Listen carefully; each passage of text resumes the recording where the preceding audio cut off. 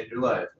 All right, this is Senate Health and Welfare. We are back after a break on April 21st, and we are going to look at the next version of H728, I believe, version 2.1. It should be posted on our website, and I will let Katie McGlynn take it away. Great, thank you. So we're looking at draft 2.1. Our changes start at section 8. So that's the bottom of page 5. And a new sentence was added after the language creating the working group that says the working group shall review the findings from previously completed reports on this topic and current efforts to examine and implement an overdose prevention site. And then in subsection C, this is the powers and duties of the group on page 7. The working group shall, in subdivision 2, identify the feasibility, liability, and costs of both publicly funded and privately funded overdose prevention sites. And subdivision 5, develop an actionable plan for the design, facility fit up and implementation of one or more overdose prevention sites in Vermont. In subsection E, the report is due January versus November 2023. The first meeting shall occur on or before July 15th, 2022 versus September. And similarly, the working group will cease to exist January 15th, not November 15th.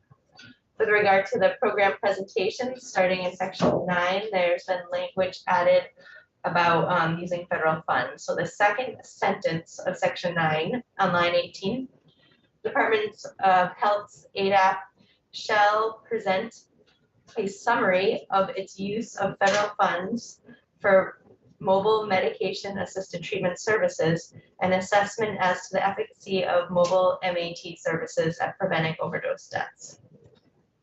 We have similar changes in section 10.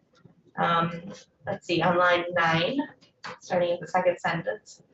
On or before the 15th, the department shall jointly present to the House Committees on Corrections and Institutions and on Human Services and to the Senate Committees on Health and Welfare and on Judiciary information summarizing their use of federal funds for this purpose and regarding the provision of MAT services to justice-involved individuals. And then last, section 11, again, second sentence, line 18. On or before February 15th, 2023, the agency shall present information to the committees of jurisdiction summarizing the use of federal funds and status of this work. And that's it.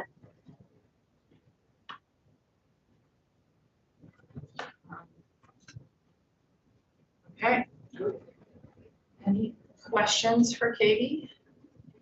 Josh, did you have a question?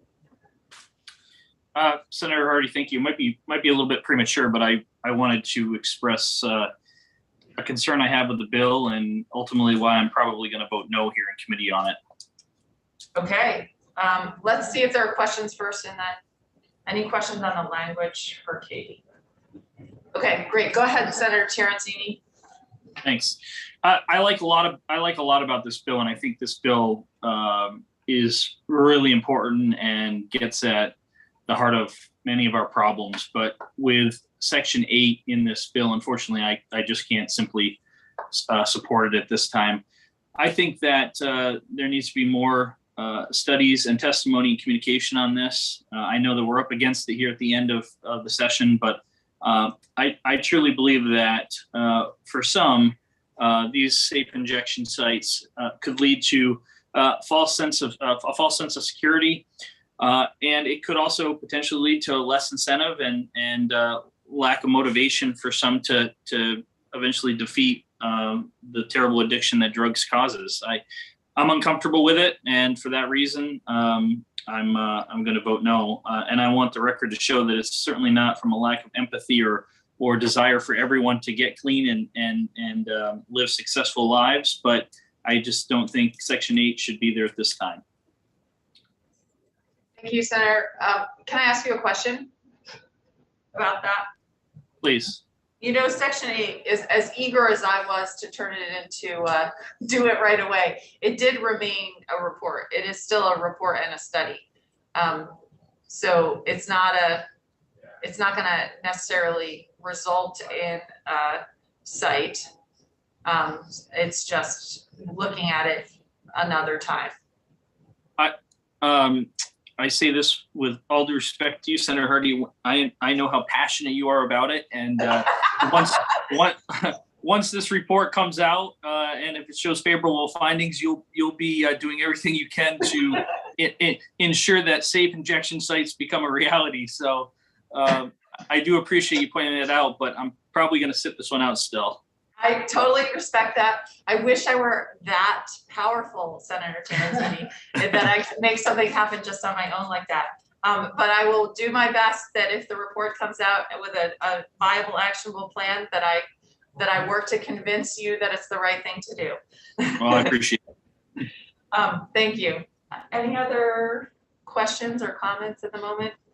I think the chair said it was okay for us to vote and hold the vote open for her. So there's a motion for anyone. Senator Hooker's doing the note taking again, Senator Terenzini. Okay, do you want to move it? Gather? I don't know if I'm supposed to do that or not. I move that we adopt H728 draft 2. All right, a motion has been made. Is there any discussion? All right, the clerk shall call the roll. Okay, Senator Terenzini, no. Senator Hooker, Yes.